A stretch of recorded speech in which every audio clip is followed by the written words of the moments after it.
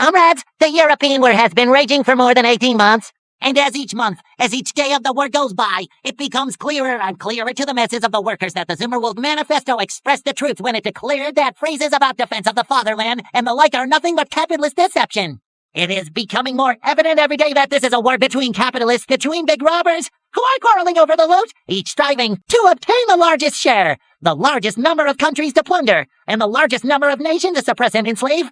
It may sound incredible, especially to Swiss comrades, but it is nevertheless true that in Russia, also, not only bloody Tsarism, not only the capitalists, but also a section of the so-called or ex-socialists, they say that Russia is fighting a war of defense, that Russia is only fighting against German invasion. The whole world knows, however, that for decades Tsarism has been oppressing more than 100 million people belonging to other nationalities in Russia, that for decades Russia has been pursuing a predatory policy towards China, Persia, Armenia, and Galicia. Neither Russia, nor Germany, nor any other great power has the right to claim that it is waging a war of defense. All the great powers are waging an imperialist, capitalist war, a predatory war, a war for the oppression of small and foreign nations, a war for the sake of the profits of the capitalists, who are coining golden profits amounting to billions out of the appalling sufferings of the masses, out of the blood of the proletariat. 4 years ago, in November 1912, when it had become clear that war was approaching, the representatives of the socialist parties of the whole world gathered at the International Socialist Congress in Bonn.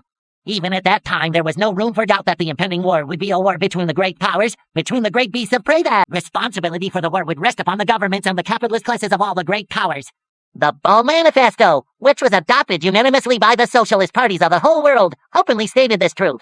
The Bonn Manifesto does not say a word about a war of defense, or defense of the fatherland.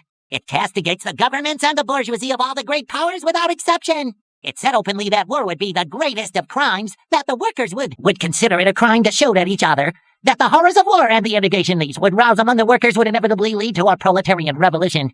When the war actually broke out, it was realized that its character had been correctly defined at Bonn, but the socialist and labor organizations were not unanimous in carrying out the bold decisions they split.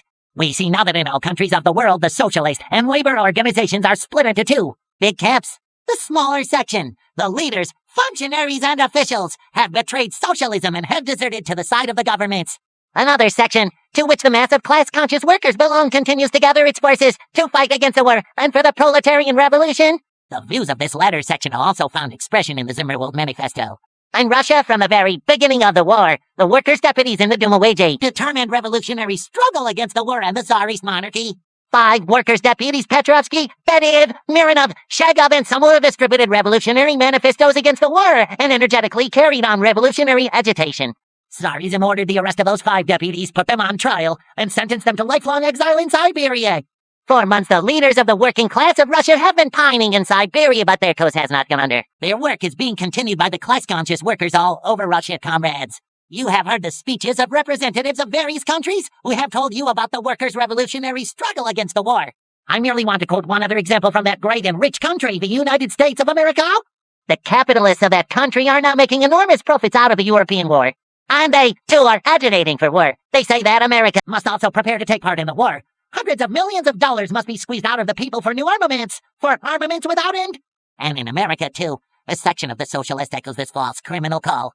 Let me read to you what Comrade Eugene Debs, the most popular leader of the American Socialist, the presidential candidate of the American Socialist Party, writes. In the September 11, 1915, American Weekly, The Appeal to Reason, September 11, 1915, he says, I am not a capitalist soldier, I am a proletarian revolutionist. I do not belong to the regular army of right plutocracy, but to the irregular army of the people. I refuse to obey any command to fight for the ruling class. I am opposed to every war but one. I am for that war with heart and soul. And that is the worldwide war of the social revolution. In that war I am prepared to fight in any way the ruling class may make it necessary. This is what Eugene Debs, the American Babel, the beloved leader of the American workers, writes to them. This again shows you, comrades, that in all countries of the world real preparations are being made to rally the forces of the working class. The horrors of war and the sufferings of the people are incredible. But we must not, and we have no reason whatever to view the future with despair. The millions of victims who will fall in the war, and as a consequence of the war, will not fall in vain.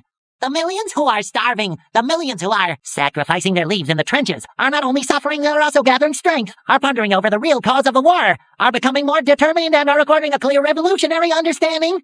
Rising discontent of the masses, ferment, strikes, demonstrations, protests against the war, all this is taking place in all countries of the world.